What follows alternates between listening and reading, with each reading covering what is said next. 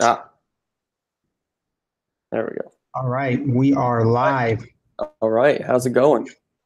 What's up, man? Let me see. I wonder if I can check from my phone actually and see if it's truly on Running low on YouTube. water. Can you actually go to my Your page, yeah. okay, It yeah, says it says live. yeah, okay, so we got two viewers. All right, cool. Three viewers now. Perfect. Hopefully we got three likes. All right, what's up, guys?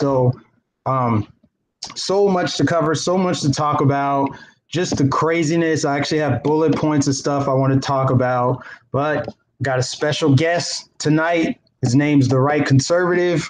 He's down here in Florida, young up and coming YouTuber, and we're going to get into some topics. So go ahead and introduce yourself, man, plug your social media, all that. All right, well, I'm the right conservative. I live on the East Coast. You live on the West Coast, so uh, like the Daytona Beach area. Uh, I really don't have much social media. I only have a Gab because they're like the free speech, social media. So it's kind of like a boycott towards Twitter and Facebook and stuff like that. So and Discord and my Discord, and that's pretty much it. Cool, man. Cool, man. I'm glad to have you on the channel. You've been one of my loyal subs from early on when I started my channel, and I had like maybe I don't know 100 or 200 subs. Something So like that, 300, something like that. so man, what is it like for you being a conservative and being because you're I mean I'm a millennial, so you're what Gen Z, Gen Z, yeah, Z. like right at the early stage of Gen Z. Yeah. Yeah, okay. So what's it like being one of the only? I guess are you the only conservative in your school, or are you? I think there's a few, but they're just not really outspoken like I am. Like I have a friend who is a conservative, so I just kind of stick with him. But for the most part, they're all kind of liberal. They don't. I know one girl. She really does not like Trump at all, Mhm. and so we always get into arguments, whatever. But we're still cool though. It's not like we hate each other. So Yeah, yeah. yeah. I mean, I think it's very interesting that the way that they indoctrinate kids so easily. It's like you're pretty much born into being a liberal now. They're starting it younger and younger. For me, I feel like it really kind of started in college, like that indoctrination. But now it's like they're down to like elementary school, where they're talking to kids about stuff that kids should not be talking about. Yeah. And by the time they get in high school, it's just they're pretty much normalized into liberal ideology. They never really hear a conservative point of view unless it's coming from their parents. Yeah. Especially in California with that whole thing and Common Core. I mean, Common Core is like, I don't know if it's really an indoctrination thing, but it's just ridiculously complicated. So Yeah. yeah, they really complicate math in Common Core. Hmm. Yeah, it's pretty much insane. All right, well, let's get into some of these topics, man, because I've been wanting to live stream for a couple days now, and we tried to do this on Wednesday, and we just would not work out. I don't know what it is with these hangouts, but I'm glad we finally got it. It was And it's the end of Safari. the week. It was yeah, it could have been that you had a MacBook. I don't know, but let's get into some of these topics because I really want to get your take on just the craziness and the chaos that we're seeing with Trump derangement syndrome. So we'll just kind of go down the list. So, what are your thoughts on Obama? Obama Obama? gave a speech last Friday. I think it Right. was at like University of Illinois, and he used that to indoctrinate young impressionable minds. I think college age students. He took shots at Trump. He took credit for Trump's economy. Just kind of give me your thoughts on what do you think about Obama kind of coming out of the woodworks to campaign. It's funny because can you still see me, by the way? Yeah, I can see you just fine. It's funny because like I actually did a video on this about Obama's speech, and I really only I only watched like 20 minutes of it because it was an hour, and I was like, I'm not sitting there for an hour. And so I took like a lot of notes, and the first thing that really caught my eye, what he said, is that he said you need to vote because democracy depends on it, and I agree with him on that. Like democracy depends on voting. It's pretty obvious. um but I started thinking, and I was like, well, he says that, but then what if the people vote for the Republican Party. You know, they're gonna come out and be like Republicans are racist and all this bad stuff because the people didn't vote in favor of the Democrats. So I do agree with him on that point that you need to vote, but I think just he needs to be careful what he says, because if the people don't vote for his side, then they're going to come and bash the Republican Party for no reason. You know what I mean? Yeah, man, absolutely. And as someone who, I voted for Obama both terms, I wouldn't say I was enthusiastic about Obama. I was just excited to be a part of history, see a first Black president. I wanted to be a part of that. So that was great. But I would say by the time he was in his second term, I started looking at his presidency more critically, like, okay, what is he doing? And now that he's out of office, Trump's in, and I can see the contrast in terms of Trump is taking care of business. He's got the economy booming. He's focused on the right things, the economy and the, keeping America safe, all that stuff. I'm looking back at Obama's presidency and I'm like, he didn't really do much of anything. But what he did do is kind of ignite social justice movements. He created a lot of divide in the country. And so when I listened to his speech, I listened a lot more critically, and I heard a lot of divisive things that he said, and I think one of the biggest divisive statements he made was when he talked about how conservatives are like paranoid, and he talked about the Benghazi as a conspiracy theory, which Benghazi happened. That happened. That absolutely happened. There was a movie made about it. There's Survivor of it, and he talked about his story, and he just, the fact that Obama can lie to people and people give him like this big applause when he talks about how America's got a bunch of racists and Nazi sympathizers. He just kind of doubled down on Hillary saying deplorables. I just think, I think like people give him credit because he's Black, and that's a little messed up, like you can't just give someone credit because they're a certain skin color, I just think that's stupid. You got to go off of what they think, like Martin Luther King said, you judge them by their character and what they do instead of their skin color. And I feel like the Democrat Party is kind of going away from that. Yeah.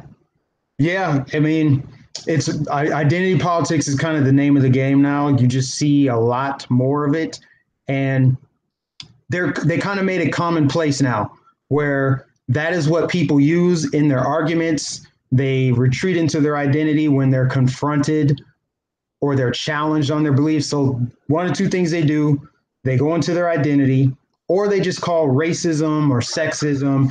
And depending on what you are, you see it with everything too. You see it with Serena Williams. She said, sexism, and then the cartoon came out, and then they call it racism. And it just seems like came out. Yeah, there was, I guess. I didn't see the picture.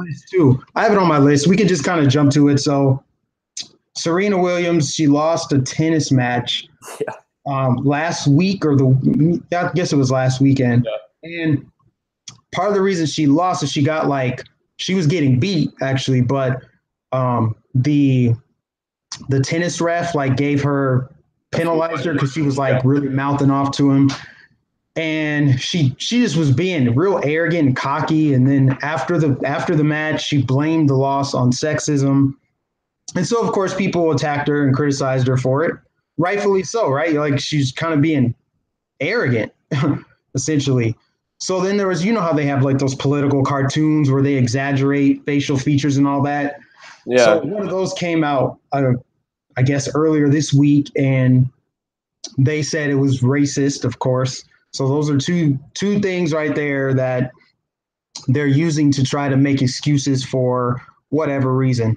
It's just funny because the player she was playing against was a Black woman. Yeah, so I think she's Black and Asian, actually. Yeah. Yeah, she was half Japanese or something like that. Yeah. It was pretty much. I don't understand. I don't know. Yeah, to me, I mean, that was just. I feel like that was just noise. There wasn't, to me, that wasn't even the big thing of the week. That wasn't the big issue. Right. I know we're kind of late on some of these topics, but it's because I haven't really addressed them, and people are still talking about it, and it's kind of an ongoing authoritarian, top down leftist mentality that they're trying to ram down our throat. So they're constantly at every turn saying some sexist or racist or whatever. But what do you think about Jim Carrey? So Oh, Jim and the whole Carrey, socialist thing.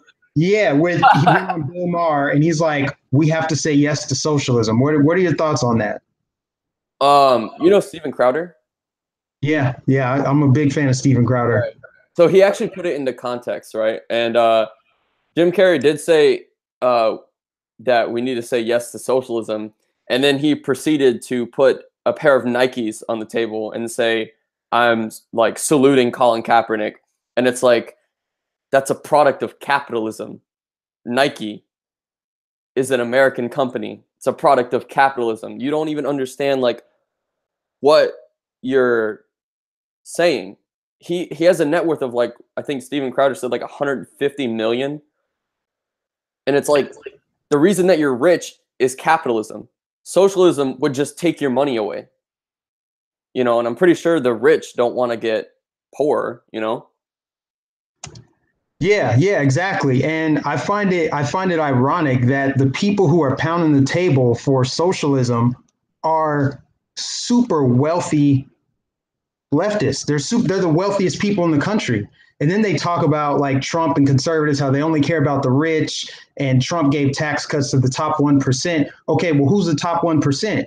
Like, are you attacking Trump for giving you a tax break? Since that's what you're saying. You're saying top 1% as if you're not included in that because celebrities are like the wealthiest people in America. They are the 1%, yet they're the ones who want socialism.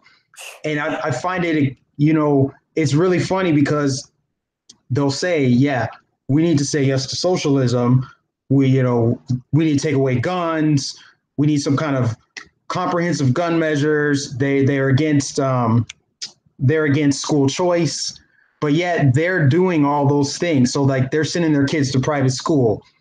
They won't open borders, but they have gates around their mansions, right? They're against guns. They want guns taken away, but they have armed security guards. And then they want socialism, but they're not willing to part with their assets. Like I would love to see all of these people who are pounding the table for socialism. They could be the first ones to redistribute their wealth because people don't realize this. You can voluntarily give more money to the government if you want. You can pay more in taxes if you want. And again, it's like why they're just trying to force feed us this idea that government should be the ruler of us. The government should be the one to handle the budget of each American. It's kind of like, okay, why don't you just take your money and just put it in your favorite charity? Open up, whatever. Exactly. Yeah. Like it's your money. Like this is capitalism, right? We live in it's actually like a mixed socialist capitalist economy that we have.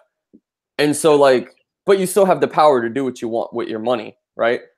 So like, why don't you take your money and put it towards a charity, like you said, you know? And it's funny because I was just watching Conservative Mexicans video he did about Ocasio-Cortez, who's a outspoken socialist, we all know.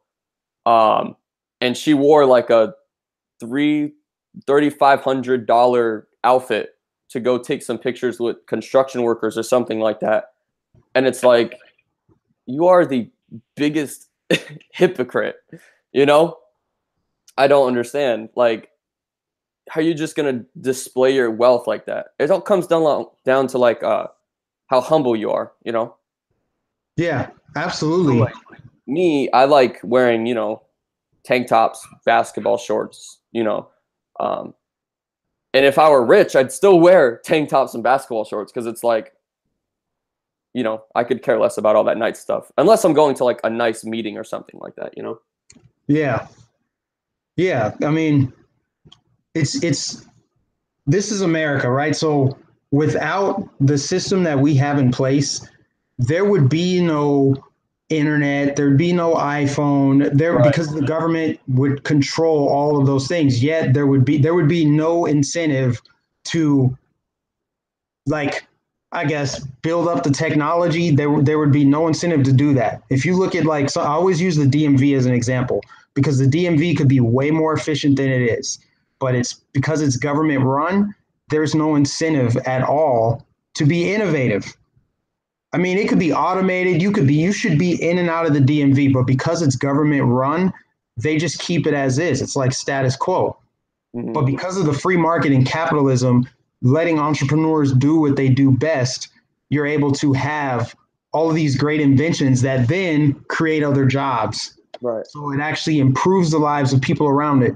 But somewhere along the lines in history, we went from, congratulating and being grateful for having, I guess, wealthy, rich people, but entrepreneurs like creative minds. We went from appreciating them and celebrating them to being envious of them. Right. And thinking that they're rich because someone's poor.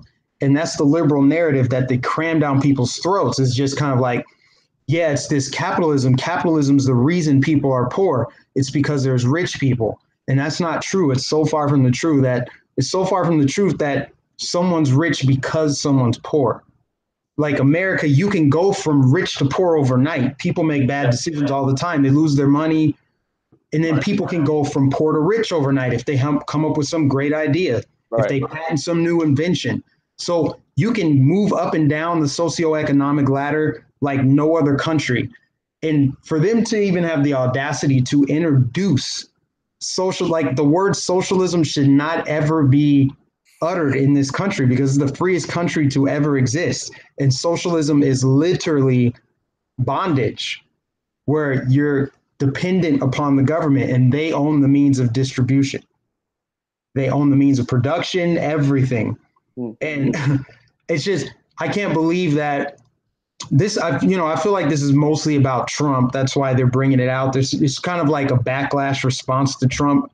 I thought Bernie Sanders was just like one of a kind anomaly, but now you're seeing it pop up in different districts around the U.S. I mean, down here in Florida, we have a socialist governor potentially. Right. Yeah. Gillum. Yeah. So then it's kind of, again, it's like really arrogant for Jim Carrey or anyone to get out there and say like, yeah, it's time to say yes to socialism. Like he's telling everyone else how to live their lives. Like, hey, it's time for you to start paying more taxes. Right. And if you think about it too, like entrepreneurs create jobs. You know what I mean? And every corporation started out as a small business at one point. So like I like to use the example of Apple, right? Apple started with 3 people in a garage. And now Apple, has a huge monopoly on the tech industry. You know what I mean? And it all started because of 3 people in a garage. Which, exactly. Fun fact, actually, one of the co-founders of Apple sold his stock in Apple for $800 back in the 70s, I believe. And so he's missing out on a lot of money. Yeah, he is. He really is. And I remember. Go ahead. I was gonna use the example of North Korea, which is kind of an extreme example, but North Korea, we all know, is a really socialist country. And if you do you know the Infographics Show, the channel? No, is that it's a YouTube channel or what? Yeah, it's a YouTube channel, and they they used to do like military comparisons, and so they did the United States and North Korea, and obviously we would destroy them.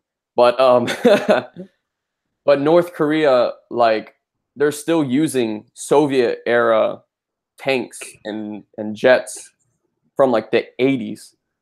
And so it's like using that example in a socialist country, you can't innovate. You know what I mean? You can't create new technology. You just kind of borrow technology from other countries like North Korea did with Russia. Exactly. Yeah.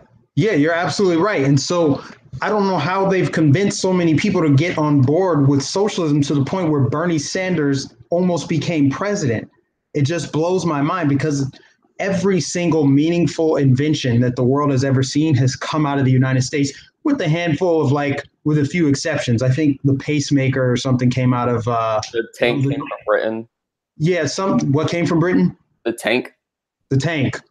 I think the pacemaker came out of Norway or Denmark or something like that. I looked it up because I was curious, okay, with these companies that have or these countries that have larger governments, are they innovative? Have they contributed meaningful inventions to the world? It's all come out of the United States. Everything down to the iPhone, the Twitter, Google. These are not just inventions that have changed the United States. They've changed the entire globe in the way that we do business, the way that we communicate and connect with other people across the world. I mean, look at what we're using right now. This is because of United States free market innovation. And for people to want to essentially throttle that by having a state-run version of it, this will be the best it'll get. It's going to not innovate any further, or if it does, it's going to be at a snail's pace. And even if you think about it, like even those basic inventions, like the light bulb, the gas-powered car, the telephone, well, I mean, we don't use it anymore, but the telegram, you know what I mean? Yep. Stuff like even the most basic of technologies, it still came from the United States, you know? Yeah. Yeah, the groundbreaking ones. And like, I think a more important aspect to it is it's improved the lives of people across the world. So you think about third world countries that can now have electricity and light.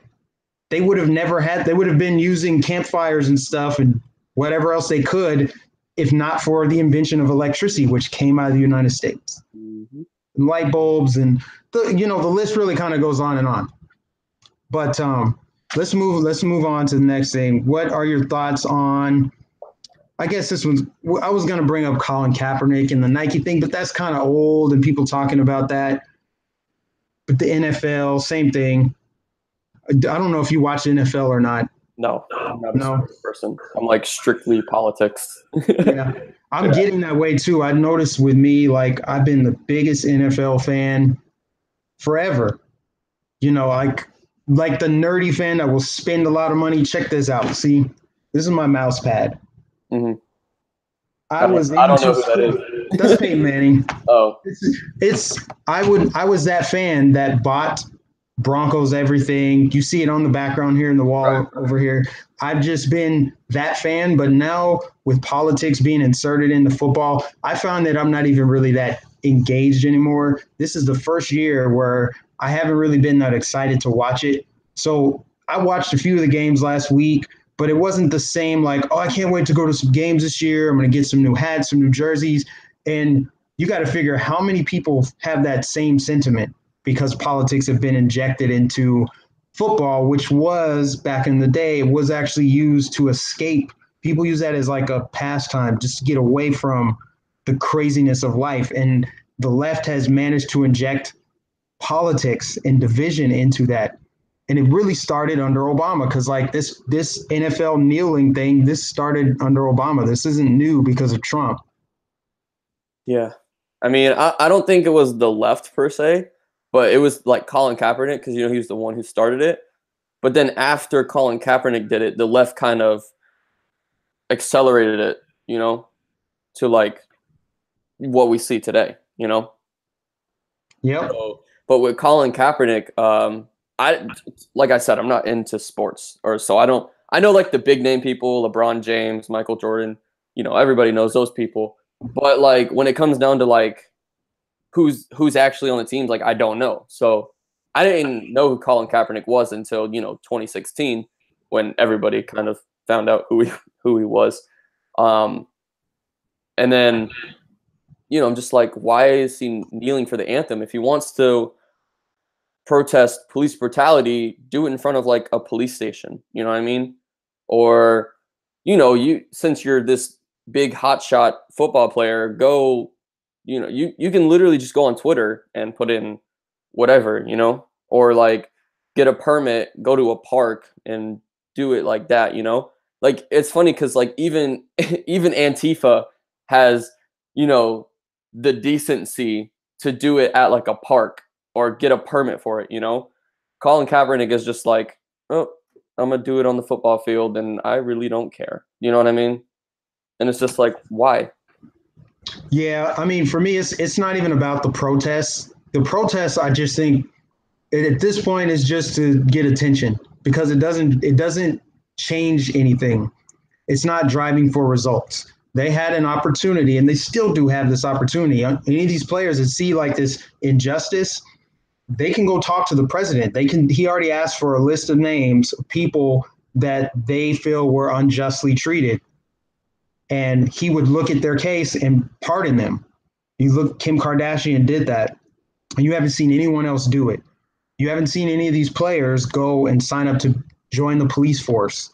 Like, go police the communities that you feel are being mistreated. Well, it just seems like they can drive for results other than kneeling when there's a game on. It's like, why would they do that if they, have it made and they have millions, But like, they don't even like, they can do what Kim did though and go to the White House, but Trump's an evil racist. So I think you just muted yourself. Yeah, I mute myself while you're talking so the camera doesn't switch back over to me. Oh, okay. Yeah, because I noticed it was jumping to me while you were talking, even though I guess it just picks up background noise pretty much.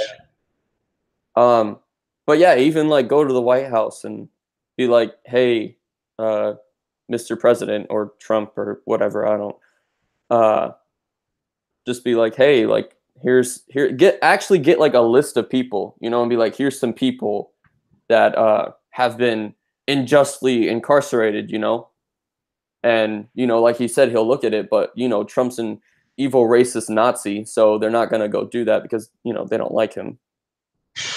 Yeah, it's ridiculous, man. I can't. Ugh, it's so frustrating. It's so frustrating because a lot of the political issues that are going on now, the social issues, you can almost tie every single one of them back to Trump in one way or another. Everything is in total response to Trump, whether it's positive or negative, right? Because it's not all negative. A lot of it's negative, but some of it's positive. Like a lot of us, like myself, never thought about getting into politics, didn't know anything about politics, but I felt I was kind of forced into politics. I was forced to kind of learn about politics and kind of see how it would affect my life. And I really got to see for the first time, okay, what does it mean for a Republican to be in office while I'm a taxpayer? I don't know. So that's kind of good, but it seems like the vast majority of it has been, negative, and that's all we really see. But, I just want to move on to the next thing, just so we don't make this too long. Right. What are your thoughts on censorship? Censorship of conservatives? Yep, censorship of conservatives and just the censorship of language. I think just censorship in general is bad. Like free speech is free speech unless you're, saying, hey, go shoot this person or whatever. Then it's like, no. But even like liberals or leftists or whatever, like even they should have free speech. We should have free speech. You know what I mean? Everybody should have free speech. And to censor one side because you don't agree with them is wrong. Can you imagine if, YouTube was conservative and they started censoring liberals? Like, it'd be like, what are you doing? But since, they're, censoring us evil people, it's okay because we're evil, Right. Yeah. I mean, that's good critical thinking right there, because honestly, if YouTube were a platform exclusive to conservatives, if I found out that they were banning or censoring liberals, I wouldn't feel good about that, because I thought, like, I would think to myself, okay, if you can censor them, eventually you can censor me. And also, I may not agree with what liberals think, but they should still have a right to speak. If I don't want to hear what they have to say, I just won't watch it. It's pretty simple. Exactly. But you have people on the left who are applauding this censorship, like the way that they censored Alex Jones. They're happy about that. It's kind of like, why couldn't Alex Jones stay online?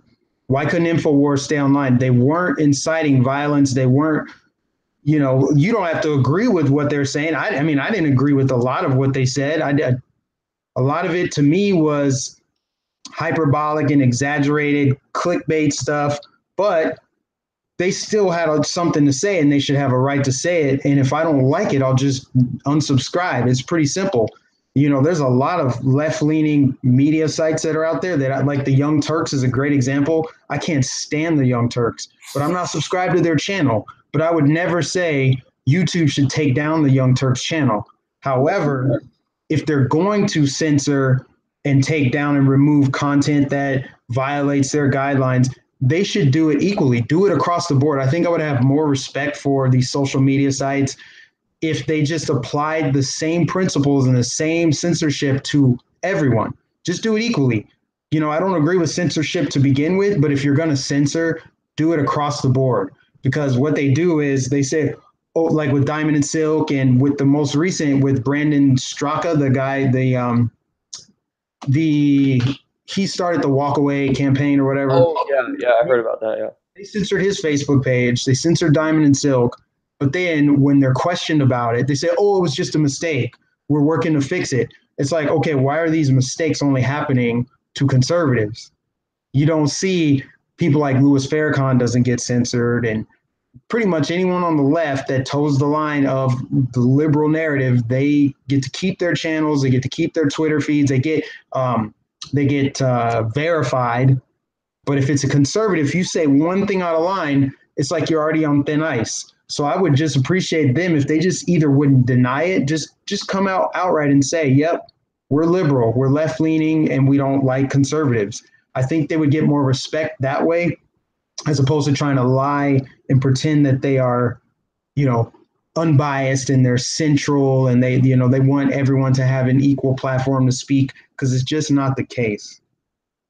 So there's a YouTube channel I watch called Dylan's Daily Show, right? I've mentioned him a few times on my channel, and he basically said what you said. Like, if YouTube came out and said, we're a liberal leaning platform and this is what we want on our platform, then it'd be okay, because then we know exactly what they want. But since they're saying, oh, look, we're a free speech platform, and then you try to say your free speech, and then they censor you, it's like, well, I thought you were pro First Amendment. What what happened? And then to your point where you said censorship of language, I think that's stupid. So I have 2 younger sisters, right? And when I say young, I mean like 5, 6 years old. And they have this thing called YouTube Kids, right? And it's basically like YouTube, but kidified. It's like all the toy reviews and all that stuff. And I think if you want your kids to be, if you want to censor all the stuff on regular YouTube, you just give them YouTube Kids. It's why are you making regular YouTube Kids? Why are you censoring stuff? And there's even stuff that is age restricted that doesn't even need to be age restricted. Like I think Steven Crowder got a few of his videos age restricted, and it's like he already censors himself. Yeah. Again, it goes back to the hypocrisy. They're not applying it evenly. You think about, okay, Alex Jones is so detrimental to the internet. We got to ban him on all the social media platforms. But you can go to porn websites on pretty much Google. You can go to, you can pull that stuff on Twitter. There's inappropriate stuff where people are getting shot. There's a lot of bad things that you can find on YouTube right now that should be age restricted, right? Like, you wouldn't want kids to go see that stuff, right, but it's just available for anyone. So how is it that Alex Jones and InfoWars is more dangerous to see? That's how it's politically motivated, and they're just lying. They're insulting everyone's intelligence when they go to Congress and lie and say that they're not biased. Well, actually, I think Facebook came out and said that they were. I don't even remember. I don't remember if it was Facebook or Twitter, but they've been biased. And as far as like controlling the language, that really shuts down debate. That shuts down the ability to criticize. It came out recently that Twitter will censor any tweets that use illegal alien, because the term should be illegal immigrant or undocumented, even though illegal alien is like legal speak, like it's in our documents. It's in legal documents that an illegal alien fits the profile. Like that's the description of someone who comes here illegally. Undocumented means something totally different. So they're using that because they think, oh, it's too offensive, it's too direct. But to censor someone from saying it, you're really just saying you have to agree with us that illegal alien is wrong. It's wrong to say that. Just because they decide that you're a bigot, that makes you a bigot. You know, this just it drives me insane because we're seeing it happen more, and they're amping it up. They're amping it up as we approach the midterms because they're seeing conservatives, they're powerful. Like they don't want conservatives to get out their messages because the messages make sense. It's not like conservatives are out here spreading lies and saying stuff that's not true. They're saying stuff that's factual. They're calling out hypocrisy and double standards of the left, but they're getting censored in the process because it's like, oh, they used illegal alien, or they said something else that sounds like a conspiracy theory. So we're going to shut it down because they don't want those arguments to get mainstream attention because they feel like it's going to influence the election. I'm like, well, if you feel like it's going to influence the election, maybe it should influence the election because it's common sense. It's based in truth. Again, it's not like people are out here spreading conspiracy theories. I mean, I guess some people are, but a lot of it is just downright truth. It's fact. It's reason. It's logic, and it's exposing what they're doing. Yeah, I think with the term illegal alien, it might sound bad, but it's like it's truth. Like Brandon Tatum, we all know. He said like illegal immigrant doesn't even make sense because when you immigrate to a country, you are legally going to that country. You're following the laws. So the term illegal, or you can't even see my hands. I'm like making all these gestures. The term illegal immigrant, it doesn't fit because immigrant is legal and illegal is not legal. So it just, like he said, it makes no sense. So illegal alien, it's like when we think of alien, we think of people coming from outer space, right? Like from other planets. So alien is just describing people moving from one place to another, going from one place to another, like we see in the movies. They come from other planets, but here on Earth, it's like alien is still moving from one place to another. But since we have a system, like a society, laws, government, since you're an alien moving from one place to another, putting the term illegal in front of it just means you didn't follow the law of that particular nation. And it's funny too because, we like to talk about illegal aliens like all the time, but it's like, if I went to Mexico illegally, they ain't playing no games. They're gonna shoot me. You know what I mean? Like, or if I were to go to Canada, the same thing. I mean, I don't know about shoot because that stereotype about the Canadians that they're all nice. They might just lightly tase me. But same concept, especially if I went down to like, what's that? Those countries like Panama, El Salvador, not like I would go down there anyways, but if I were to, even the gangs, they don't play no games down there. You know what I mean? Yeah. Yeah. It's crazy down there. I mean, that's why people are fleeing. Let me see what else I have on this list, man. What do you think about the violent rhetoric coming from the left, whether it be politicians like Maxine Waters, or there be Madonna, or I forget who it was that said, put Trump's kid in a cage. Just the absolute violent rhetoric coming from the left, and then also just the unchecked, ridiculous statements that they make, like blaming Trump for the hurricane, saying that Trump is a Nazi, saying Trump is Hitler, saying Trump hates Hispanics, saying Trump would kill people if he could, and just overall like insane rhetoric that they're using. What do you think about that and the fact that like people on the left are starting to attack Trump supporters and conservatives because of it? Well, one thing is Maxine Waters just needs to go. I was watching a video of her in Congress in like '94, and she was just, being extremely rude. And the whoever it was, the Speaker of the House or whoever it was, the leader in charge was like, like order, like, we can't have this. And she just kept speaking over her or him, I don't remember. And that went on for like 10 minutes. And it's just like Maxine, I don't even know what she was talking about because everybody was talking over each other. Because they were trying to get her to stop. So I didn't even know what she was talking about. So she needs to go. Who else did you mention?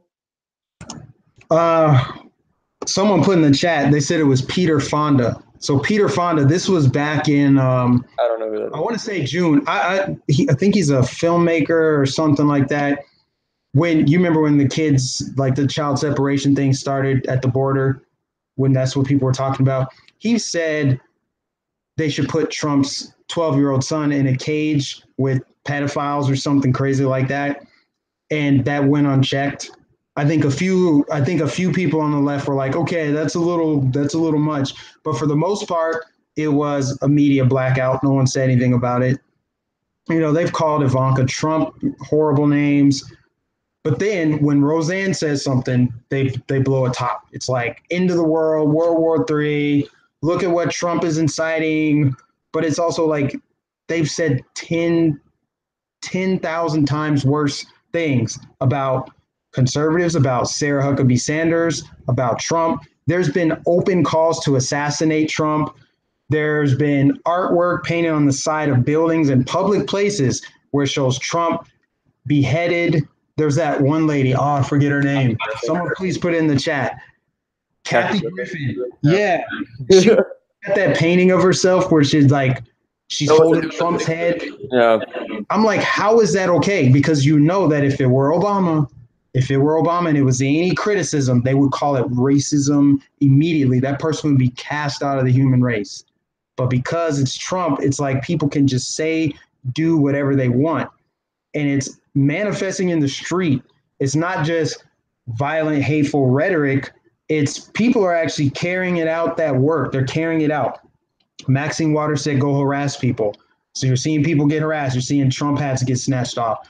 Some professor just shot himself in the arm to protest Trump. Oh my gosh. Somebody got stabbed, or I think he was about to get stabbed, a Republican candidate out in Cali, by a crazy Democrat dude.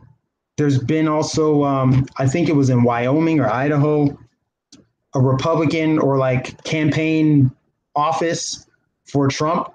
Someone set that ablaze. Vandalism. It's crazy. I don't think we'll ever see anything like this again. At least I hope not. Yeah, that's it's crazy, man. And Kathy Griffith or Griffin or whatever, however you say her last name, with that whole picture with Trump. I know this is like really old news. This is like last year, months ago.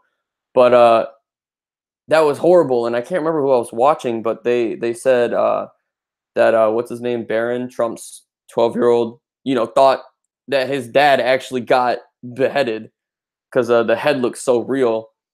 Now, obviously, I don't know if that's true, but I'm just going off of what they said. And then with the whole, harass Trump supporters and Trump himself, it's like we didn't do this under Obama. Like when Obama was inaugurated, there was no Republicans, at least to my knowledge, because I was like really young. But I don't remember everybody flipping out. I actually remember everybody celebrating, and I did too, because I was like young. I didn't even know what was going on, but I was like, "Hey, look, the first black president," because that's what everybody was saying. And that is history, though, the first black president. And it just goes to show that America is not a racist country. And when they try to push that, it's like, oh, but wait, but Maxine Waters, Ben Carson, Obama, Cory Booker, like all these, Gillum is running for governor. It's like all these different people who are in power and who are rich, but yet you call America a racist country because because why? Because Trump said things about illegal aliens coming over the border.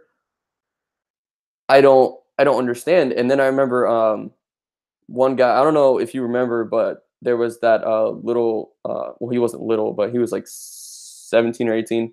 The black kid who was he was pro Trump, and they were like chanting in the streets like, Trump.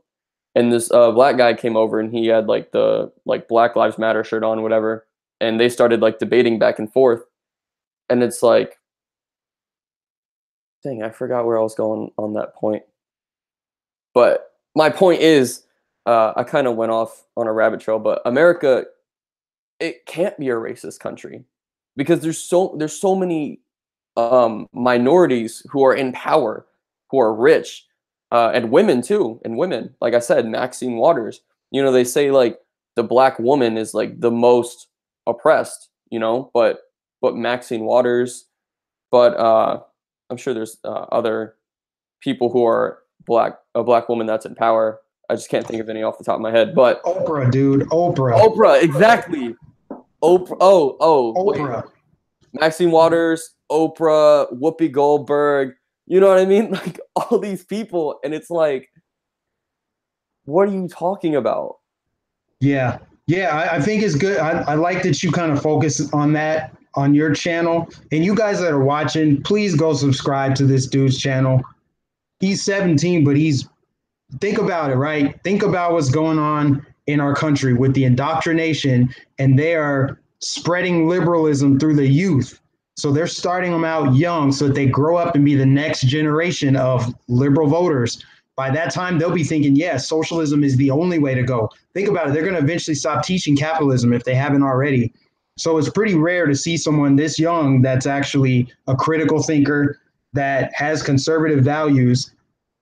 He talks about this stuff a lot, like the founding of the country and how the United States cannot be labeled as a racist country because it literally took people who are not racist to end slavery, to pass civil rights legislation, the NRA, right? So that when they say stuff like, America's founded on racism and America's a racist country, they want to attribute all of the negativity to America, but none of the positivity, right?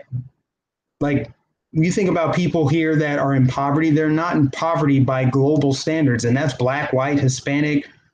For blacks, like there's not another country that I would want to be in. There's not a single country on this planet that I would prefer to be in than the United States because of the opportunities here. And it's not limited to skin color. I know that if I were to go to Brazil, there's a lot more oppression in Brazil, and there is a racial hierarchy there, but there's not a racial hierarchy here. There's just not. But they keep cramming that narrative down our throats. Like, you can see a black person or Hispanic person at every level. Black Supreme Court justice. We had a black president.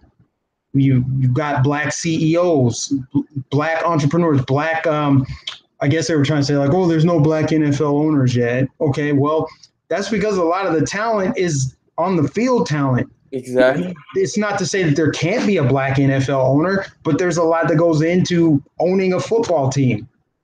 And then, a lot of it is inherited by families or whatever, but you have black GMs, there's black coaches. So it's not as if to say like, oh, that's one area that there can't be a black owner. Like there's some area of oppression there. It's just, has anyone tried to be a black NFL owner? I know Diddy talked about buying and Kaepernick too. They were talking about buying the Carolina Panthers, but it's like, there's nothing that a minority can't do here or a woman.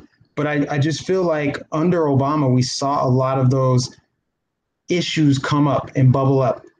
And he embraced a lot of the radical social justice warrior type movements and ideas. I think with the women's rights and I forget what I'm trying to say here, the gender pay gap. A lot of those things happened under the first black president.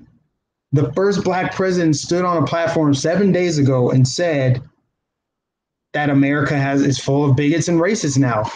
But he's not realizing that a sizable chunk of those people who voted for Trump voted for him.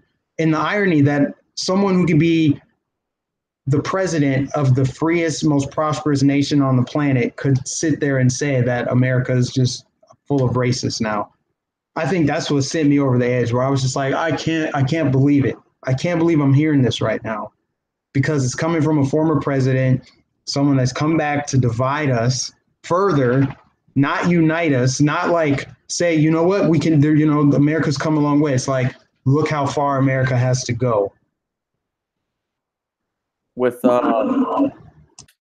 you mentioned slavery, and oh boy, I actually did a video with this with my grandma. I call her Nanny, and she's I don't know, I'd classify her a little more right leaning than me, a little more uninformed, I guess, but still good woman. And it's funny because with the whole slavery, they say, you know, America's built on racism because, you know, the white man owned slaves. And actually, you know, my ancestry came in the, I think, late 1800s, early 1900s. So they can't say that to me. But with the whole slavery thing, yeah, we went to Africa and, you know, we started stealing people from Africa, right? But then it was funny because the rich Africans, the kings, the you know, just like the rich Africans, they were like, wait a minute, we can make a profit off of this. So they actually started selling us Africans. They're selling their own people to us. And that's one thing they, you know, they they don't forget. I'm pretty sure they purposely don't teach us in schools, is that because I had to look this up on my own. I actually didn't know that until I went. It was on the Library of Congress, I think, and they started selling us, you know, slaves. And there was actually a man. His name was Andrew Johnson, I believe, or Anthony Johnson, something like that. He was a black man, and he was the first person to own a slave. And actually what happened was, I think it was back in the 1600s. And so, you know how like back then they had like indentured servants where you would pay for them to come to America, and then they had to work off their pay, and then they went free. Well, what happened was he had bought, or not bought, but he had paid for a passage for this guy to come over, and the guy was black. And you know, the dude worked for him, but then Anthony Johnson decided to keep him. And he actually went to the court and fought for him to keep slave. And it was, or you know, it would be a slave at that point. And he was actually a black man trying to keep his slave. So it's just funny how they forget or purposely don't tell us that the Africans actually sold us other Africans. So that, like, I'm pretty sure that would blow the mind of like a lot of liberals. So Yeah, you're absolutely right. I mean, it's by design. You know, public education is absolutely by design. They teach certain things. It's an indoctrination for sure. It's a narrative. They're telling you what to think, not how to think. They're telling you a story rather than presenting you with the facts and letting you draw your own conclusions. It's very suggestive, right? Like, why wouldn't slavery be taught in context? Why wouldn't it be taught as, okay, everyone owned slaves. Africans owned slaves. They sold blacks into slavery. Whites were slaves. Arabs owned white slaves. Like, there should have been more of that. There should be more of that, but it doesn't fit the narrative of oppression, and it doesn't create the kind of mind that they wanted to create. Because if it were just objective, I don't think many people would be as mad about slavery, or they would be holding on to it as long. There should be no reason why we're still talking about it the way that, as if it just ended yesterday. You know, it's good to reference the past, but to dwell on it does absolutely nothing. You have to pivot the discussion forward. So I'm glad that you get that, man. It's really promising to see younger people get that, whether they're black, white, Hispanic, whatever. It's like slavery happened, but there's been problems, I guess, tribulations in every country. Every country has a history, has a past.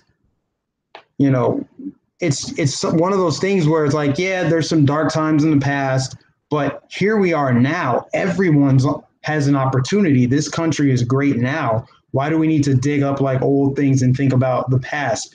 There's just really no point for it. Yeah, and if you want to talk about slavery, sorry, I'm hearing my voice echo in the background. Oh, is there feedback? Yeah, there's like an echo. I'm not hearing anything. Sounds good on this end. Oh, I think it's good now. Oh yeah, because you muted yourself. But you want to talk about slavery? You know, we could talk about the Arab slave trade, which I think, well, legally it ended in 68. I don't know, sometime in the 60s. It legally ended, right? But it's still technically going on, and it's been going on for 14 centuries or 14 centuries. Yeah, it's been going on for like 14 centuries, and it's still going on. So it's like, and this is all controlled by the media too. You know, you got to remember this is all controlled by, you know, the media. But when you research stuff and you get the objective truth, it's like Arabs are still having African slaves, you know, and you want to talk about slavery. It's not technically slavery, but all the sweatshops in China, you know, they pay them like $2-3 a day. I remember watching a video where this American guy and his girlfriend went over to China to work for Nike or get the pay of a Nike worker in China, and they get paid like $2 to $3 or $3 to $5 a day, and they wanted to see what it was like to live like that for like a month. And I remember him in the video saying, okay, I can either buy shaving cream or I can buy a loaf of bread. That's what I can buy for today or the week or whatever. And it's like, you can't, this is the whole point of bringing jobs back to America, you know? You know, it might be bad for, you know, the Chinese economy, but, you know, Trump's whole thing is America first. We want to put American workers back to getting jobs, whether it's manufacturing or construction or technology, you know, whatever. But the whole thing is putting Americans first and having Americans do jobs, you know? It's like he doesn't really care about the economies of the other world or the other parts of the world, because they're their own sovereign nation and they can manage their own. Like China's been doing it for what, thousands of years, managing their own country. So yeah, it's just, yeah. Yeah, man. Well, I guess we'll wrap it up. Do you have any final thoughts, final words? Want to plug your social media accounts again? Yeah, I just wanted to say, like, I take more of a type of isolationist stance, semi-isolationist stance. So I don't believe we should pull out of the entire world, but there's definitely parts that we don't need to be in, like what's it called, NATO? Yeah. Or yeah, NATO. That's it. We don't need to be in that anymore. And my social media, I'll send you the links to my social media so you could put it in the description. But it's gab.ai, the free speech site, and my Discord, where you can, you know, you guys can talk to me and about anything, politics, let you know when I'm live streaming or when I'm posting a video. So my Discord. And yeah, I think that's pretty much all I have. You know, it's like I said, kind of like a boycott towards Facebook and Twitter. Plus, my mom doesn't like social media, so, and I still got to listen to my mom, unfortunately. Yeah. Yeah. Well, yeah, man. I'm glad I could finally have you on the channel. I know you've been reaching out for weeks, you know, and I just wanted to wait until I had a laptop that would actually be able to handle the live streams. My last one didn't work so well for live streams. So now that I have this for you guys watching, now that I have this laptop and I got Wi-Fi now, for those of you that are new to the channel, it was like an uphill climb. It felt like I was only doing videos from my phone and it was cutting out on me. But now I got great Wi-Fi and I have a new laptop. So now I'm going to be doing at least one live stream a week. And I would like to collaborate with different YouTubers, especially up and coming YouTubers. So I'm glad to finally have the right conservative on. He's one of my early subs, and he said that he was inspired by me having a new channel to start his own channel. So I figured I might as well support this guy, you know. So go subscribe to his channel, give him some feedback, support, especially in a time where we're dealing with all this tyrannical censorship from YouTube and Google and Twitter. I should probably get on Discord myself and what's the other one they're talking about? BitChute. I got to set all that up because who knows what's going to happen in the next couple months or couple years as far as YouTube channels go. I don't have any strikes now, but pretty much everyone else that I collaborate with, they've all experienced some kind of censorship or they've gotten a strike on their channel, had videos taken down. So fingers crossed it doesn't happen to me, but yeah, definitely got to get some other avenues open. Yeah. Yeah. All right, man. Well, thanks for coming on the channel. Again, guys, I will put I'll put the Right Conservatives links to his social media in the description. And thanks for tuning in, guys. Catch you in the next video. See you later, man.